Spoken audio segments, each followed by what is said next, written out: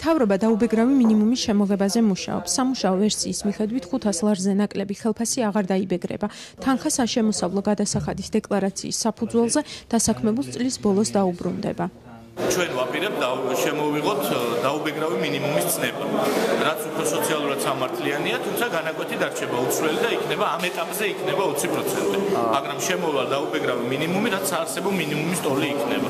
ცვლილებები 2014 წლიდან საგადასახადო შემოსავლების შემცირებას გამოიწვევს. მთავრობის გათვლებით ბიუჯეტ წელიწადში დაახლოებით 170 მილიონი ლარი ექნება დასაბრუნებელი. ყველა დაქირავებულმა დღეს ვინც არის დაქირავებული შრომით დაკავებული რომ მოახდინოს დეკლარირება, წესით სახელმწიფოს დაჭირდება მათთვის დაახლოებით 250 მილიონი ლარის დაბრუნება. მაგრამ ისინი გათვლას აკეთებენ და ბიუჯეტში დებენ, აპირებენ რომ ჩადონ, იმიტომ რომ ამ ბიუჯეტზე არ არის საუბარი, არის 2014 წლის ბიუჯეტზე, ხოლო და ხოლმე რაღაც 170 მილიონი, ანუ ისინი თვითონაც იძახიან რომ ყველა ამ თანხას არ მოაკითხავს მოქალაქეები შეყავთ შეცდომაში. უმცირესობის აზრით ქართული ოცნება თავისი წინა საარჩევნო დაპირებების მძევალია. სინამდვილეში კი დეკლარირებული მიზანი დაბალშემოსავლიან ადამიანებს მეტი თანხა გაატანოს სახლში დაუბეგრავი მინიმუმის პირობებში ვერ მიიღწევა. ეს გათვლა კეთდება იმაზე, რომ რაღაცა სტატუს კვო დღეს არსებული დამქირავებსა და დაქირავებულებს შორის იქნება შენარჩუნებული. ანუ თუ ჩვენ ჩავთვლით, რომ ის ხელშეკრულები, რომელიც არსებობს დამქირავებსა და დაქირავებულებს შორის, როგორც დღეს არის, აი ესე იქნება შენარჩუნებული, ამ შემთხვევაში შეიძლება ამ ადამიანებმა ნამდვილად წაიღონ 30 ლარი თვეში, მაგრამ ეს ასე არ მოხდება.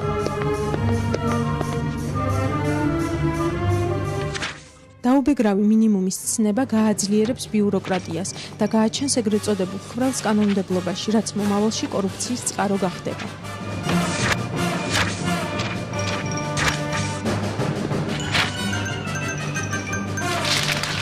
ბიუროკრატიას გაუჩნდება უფრო მეტი სამსახური, სამუშაო, გაურთულდება ურთიერთობა სახელმწიფოსა და კერძო პირს შორის, რადგან მას ადამიანებს მოუწევთ საგადასახადო შემოსავლების დეკლარირება უფრო ინტენსიურად და მერე მოუწევთ იმისი დამტკიცება, რომ მართლა ეკუთვნით თუ არა ეს გადასახადების უკან დაბრუნება. რაც თავარია, გაიზრდება манипуляციების შანსი. კომპანია შეეცდება, რომ მაგალითად ერთ და იგივე ადამიანს გაუყოს ხელშეკრულება, ხო? და ფორმალურად გააფორმოს ადამიანი ფიქტურად. ან დაარეგისტროს მეორე კომპანია, რაღაც ფიქტურად, რომელშიც ამ ადამიანს გააფორმოს და შესაბამისად გაუყოს ხელფასს, ისე რომ დაუბეგრავი მინიმუმის იმაში მოხდეს, ხო?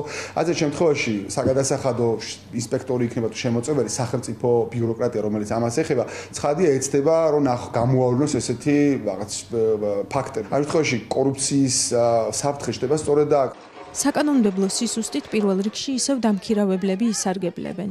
როდესაც საგადასახადო სისტემაში ჩდება ასეთი ხვრელები, ამით ისარგებლობენ არა დაქირავებულები, რაღაც კონკრეტული პირები, არამედ როგორც წესით სარგებლობენ დამქირავებლები, ანუ ბიზნესები და რატო? იმიტომ რომ ისინი არიან პირველები, ვინც ამაში, ისინი არიან უფრო კომპეტენტურები ასეთ საკითხებში. მათ ყავთ დაქირავებული ბუღალტრები, აუდიტორები, ისინი ხედავენ და ეძებენ სპეციალურად ასეთ ხვრელებს საგადასახადო სისტემაში და როგორც კი დაინახავენ ასეთ ხვრელს, თუ ვინმე სარგებლობს პირველი, სარგებლობენ სწორედ ისინი. შეღავათი მხოლოდ დაქირავებით დასაქმებულთა 30-40%-ზე ვრცელდება.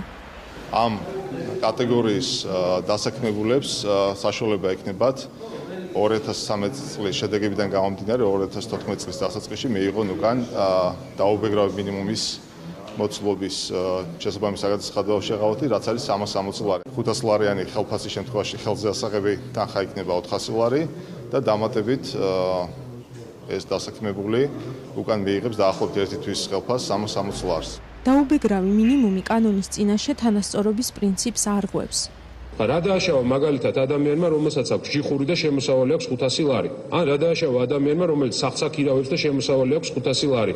ან კიდევ მაგალითისთვის ბაზრობაზე მდგომა ადამიანმა, რომელიც ბაზრობაზე ვაჭრობს და მასაც შემოსავალი აქვს 500 ლარი. საშემოსავლო ყველასთვის რომ შემცირებულიყო, როგორც ამას კანონი ითვალისწინებს, კანონმდებლობაში ხვრელის გაჩენის პრობლემა მოიხსნებოდა. ამით წახალისდებოდა დასაქმება და ქვეყანაში ინვესტიციების შემოდინება.